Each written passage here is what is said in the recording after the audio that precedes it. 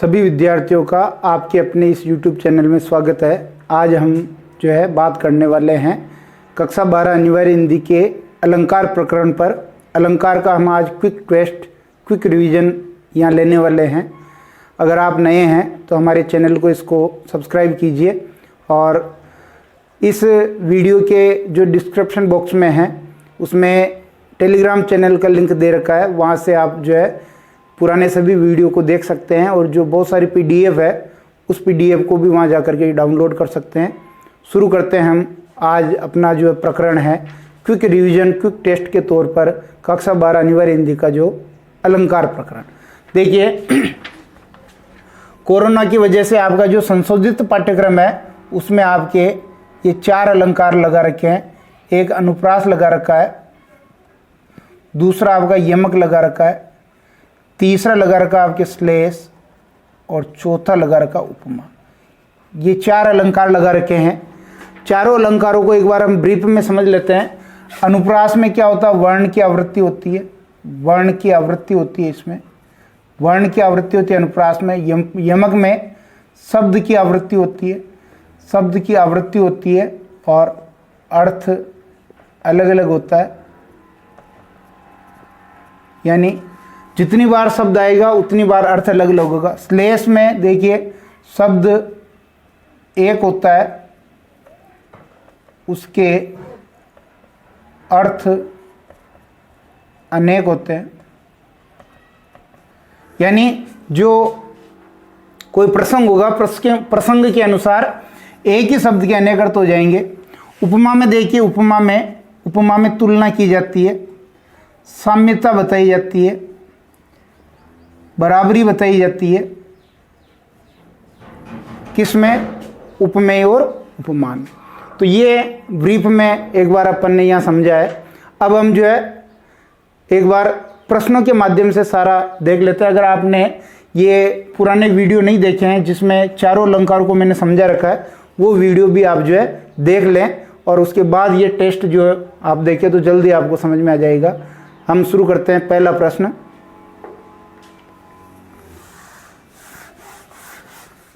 प्रश्न, देखिए, ये मेरे पास 24 प्रश्न है। ये 24 प्रश्न मैंने निकाले हैं, इन्हीं के उत्तर आज हम जो इस क्लास में देखेंगे। पहला प्रश्न कह रहा है कि अलंकार किसे कहते हैं। पहला प्रश्न क्या है? अलंकार किसे कहते हैं? तो इसका उत्तर हो जाएगा काव्य की शोभा बढ़ाने वाले तत्वों को अलंकार कहते हैं। काव्य की शोभा बढ़ाने वाले तत्वों को अलंकार कहते हैं। जो तत्व काव्य की शोभा बढ़ाएंगे अलंकार कहलाएंगे। एक तरफ मानव है, एक तरफ काव्य है। मानव की जो शोभा बढ़ा रहा है, मानव की शोभा बढ़ाता है कौन? आभूषण। और काव्य की जो शोभा बढ़ाता है कौन?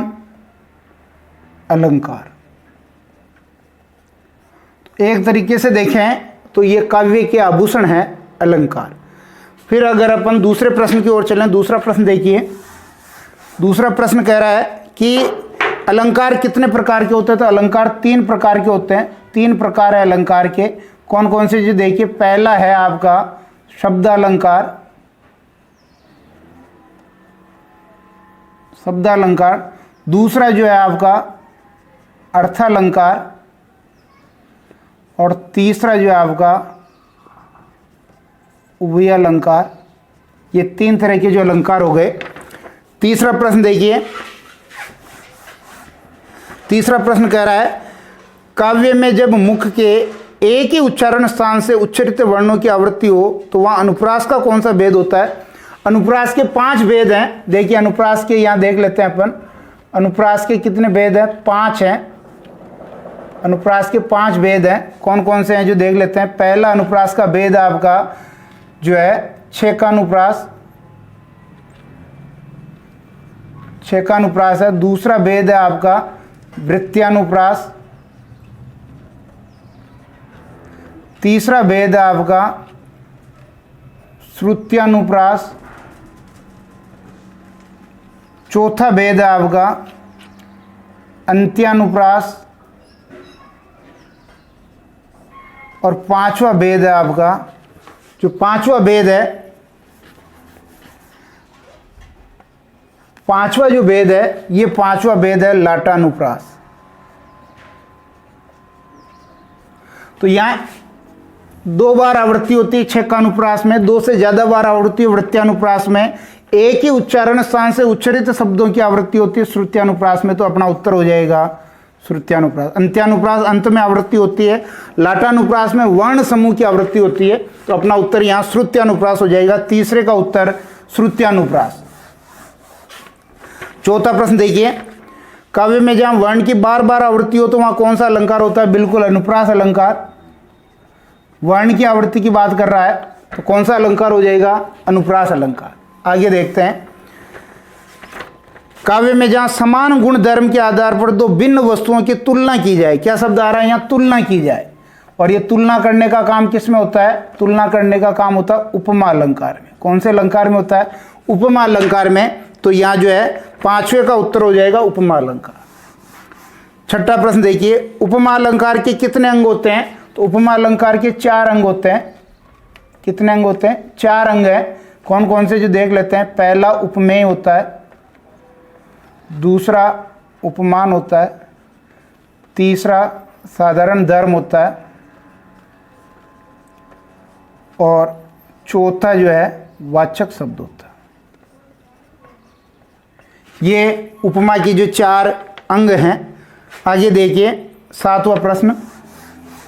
7वां प्रश्न देखेंगे। 7वां प्रश्न कह रहा है कि उपमेय व उपमान किसे कहते हैं? उपमेय देखिए, उपमेय जो है ये उपमेय उपमान किसके अंग है? उपमा के अंग है। ये उपमा के अंग है, उपमा अलंकार के अंग है। तो उपमेय किसे कहेंगे? जिस वस्तु की तुलना की जाती है, अर्थात प्रस्तुत वस्तु। कौन सी वस्तु हो जाएगी? प्रस्तुत वस्तु। जिस वस्तु की तुलना की जाती है प्रस्तुत वस्तु उपमेय। उपमान देखिए, जिस वस्तु से तुलना की जाए, जिस वस्तु से तुलना की जाती है, जिस वस्तु से तुलना की जाती है, अर्थात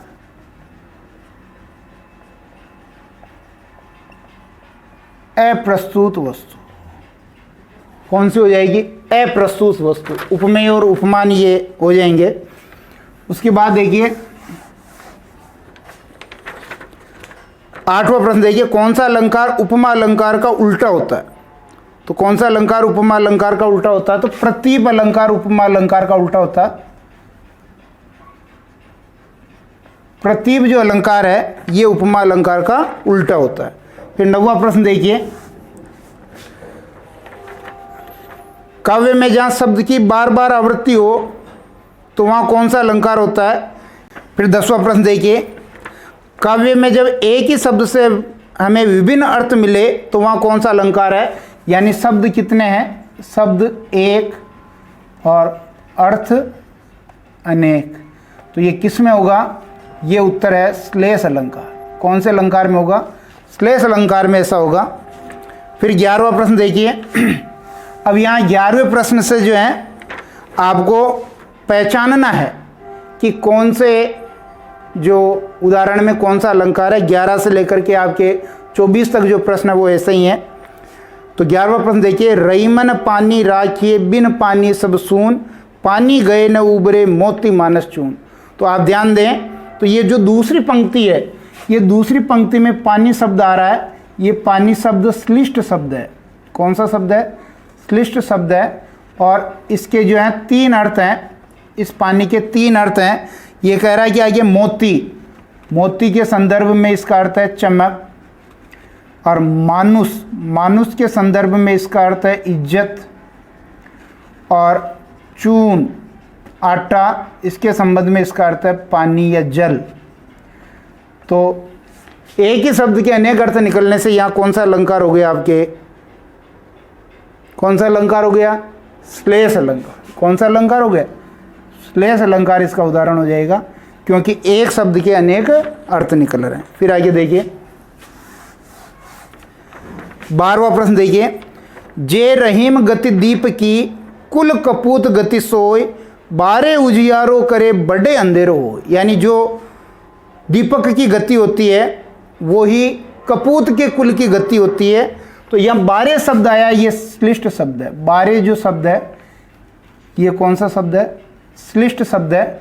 12 शब्द श्लिष्ट शब्द है और इसके अर्थ जो हैं, एक तो दीपक के संदर्भ में, दीपक के संदर्भ में इसका अर्थ है बुझना, बुझ जाना, और दीपक के अलावा एक जो है कपूत,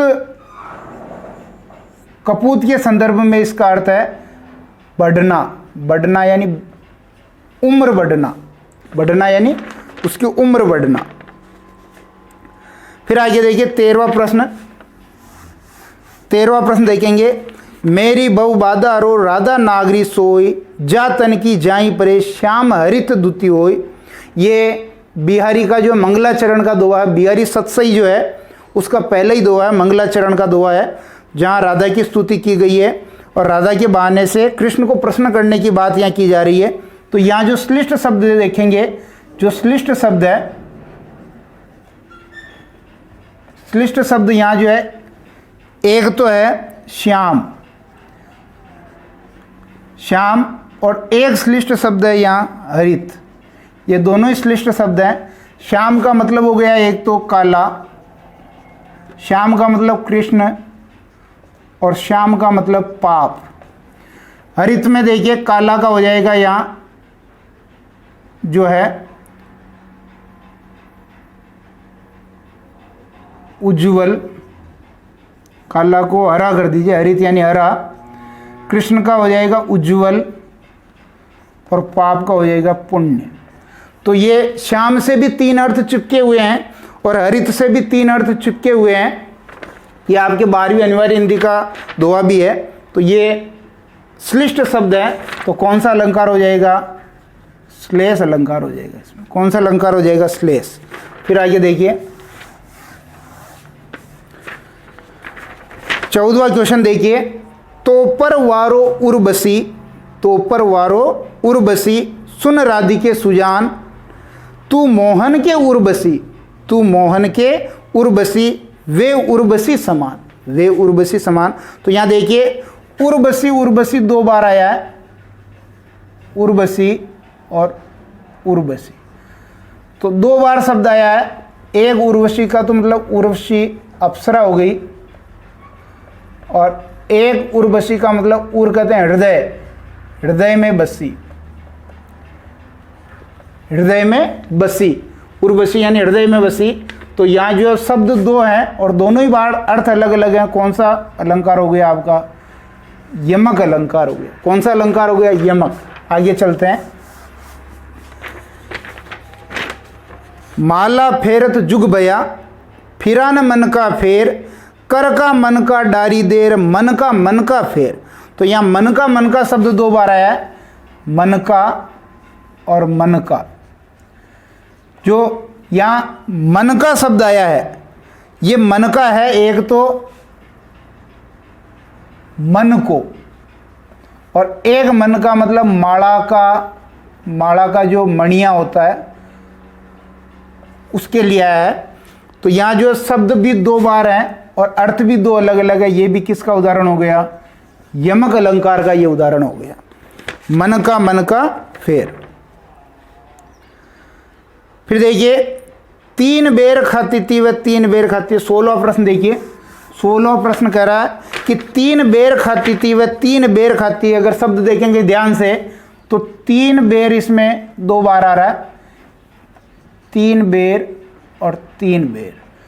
तो यहाँ अर्थ देखेंगे तो इसका मतलब हो गया 3 समय और 3 बेर, यानी ये एक तुच्छ फल है, तुच्छ झाड़ी का फल है। 3 बेर 3 समय, तो शब्द यहाँ 2 बार आ रहा, दोनों बार अर्थ अलग अलग है। कौन सा अलंकार हो जाएगा, यमक अलंकार यहाँ पर हो जाएगा। फिर आगे देखिए 17वां क्वेश्चन, कनक कनकते सो गुनी मादकता अधिकाय, यह खाए बोरात जग वह पाए बोराय।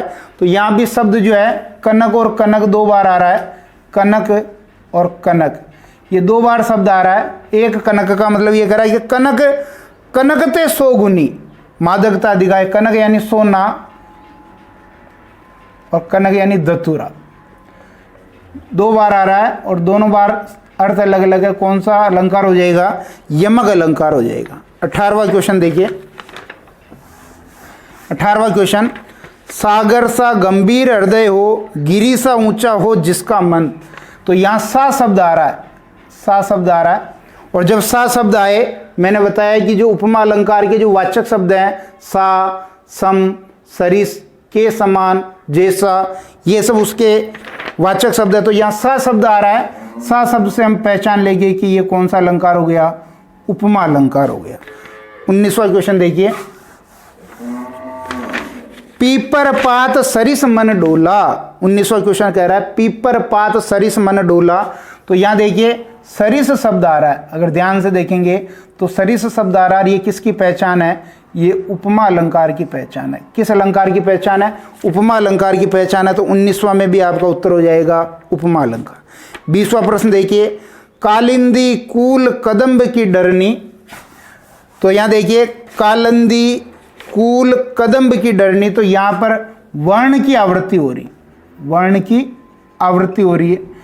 वर्ण की आवृत्ति कौन से वर्ण की हो रही? कै वर्ण की आवृत्ति हो रही। कालिंदी का कै, कूल का कै, कदम्ब का कै। तो इसका मतलब आप ये कौन सा अलंकार हो गया? यहाँ ये कै वर्ण की आवृत्ति होने के कारण अनुप्रास अलंकार हो गया। कौन सा अलंकार हो गया? अनुप्रास अलंकार हो गया। और ध्यान दें कालिंदी में कै, कूल का कै, कदम्ब का कै, ये 2 से ज़्यादा बार आ गया है। इसलिए अगर यहाँ अनुप्रास का भी अगर भेद पूछे तो अपने को वृत्त्यानुप्रास कर देना है। कौन सा कर देना? वृत्त्यानुप्रास इसमें कर देंगे। फिर आगे देखिए 21वां प्रश्न। 21वां प्रश्न देखिए, तरनी तनुजा तट तमाल तरुवर बहु छाए। तो यहाँ पर भी वर्ण की आवृत्ति है। किसकी आवृत्ति है? वर्ण की आवृत्ति है। और वर्ण की आवृत्ति कौन सी हो रही है? तय वर्ण की आवृत्ति हो रही है। कौन से वर्ण की आवृत्ति हो रही? तय। तरनी का तय, तनुजा का तय, तट का तय, तमाल का तय, तरुवर का तय। तो तय वर्ण की आवृत्ति होने से कौन सा अलंकार हो गया? अनुप्रास अलंकार हो गया। कौन सा अलंकार हो गया? अनुप्रास अलंकार यहाँ हो गया। फिर आगे देखिए, चारु चंद्र की चंचल किरणें खेल रही थी जलथल में। तो देखिए यहाँ पर भी वर्ण की आवृत्ति हो रही है, वर्ण की आवृत्ति हो रही है, वर्ण की आवृत्ति हो रही है। कौन सा वर्ण है? च वर्ण है। च वर्ण की आवृत्ति हो रही है। चारु का च, चंद्र का च, चंचल का च। तो यहाँ पर हम देखेंगे कि वर्ण की आवृत्ति 3 बार हो रही है। तो यहाँ पर भी जो है अनुप्रास इसका उदाहरण हो जाएगा। और यदि अनुप्रास में भी वो भेद पूछे तो इसमें वृत्त्यानुप्रास कर देंगे, क्योंकि 2 से ज़्यादा बार यहाँ आवृत्ति हो रही है। फिर आगे देखिए 23वां क्वेश्चन, यद्यपि सुजाति सुलक्षणी सुबरन सरस सुव्रत भूषण बिनुन विराजी कविता बनिता मित। तो यहाँ देखिए यद्यपि सुजाति सुलक्षणी सुबरन सरस सुव्रत भूषण बिनुन विराजी कविता बनिता मित। तो यहाँ अगर हम देखेंगे तो भूषण जो है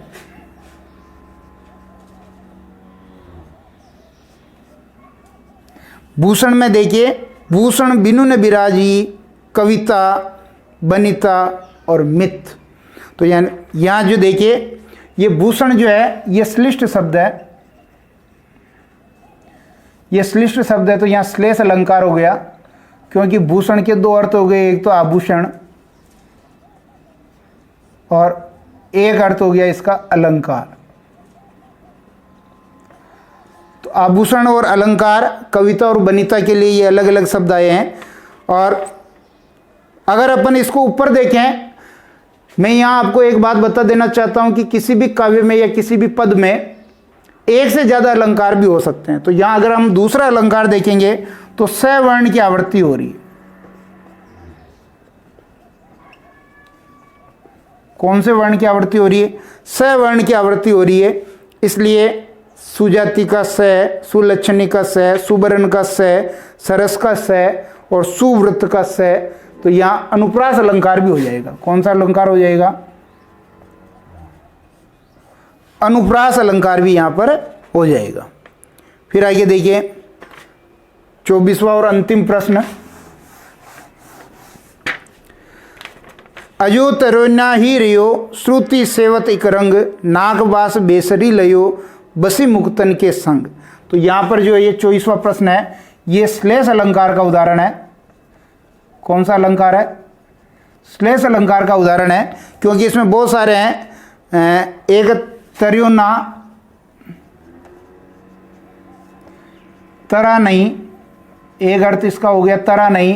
एक है कि आभूषण है, ये एक प्रकार का आभूषण है, तो दो अर्थ इसके हो गए तर्योना।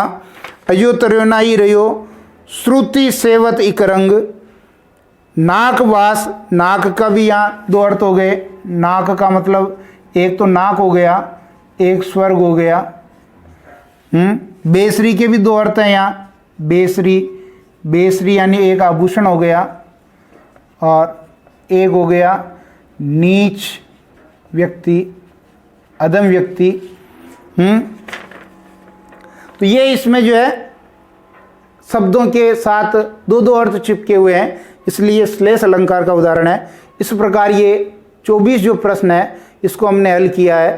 अगर आपको ये वीडियो पसंद आते हैं और ये क्विक सीरीज पसंद आती है तो आप अपने साथियों के साथ इसको शेयर ज़रूर कीजिए। बहुत बहुत धन्यवाद।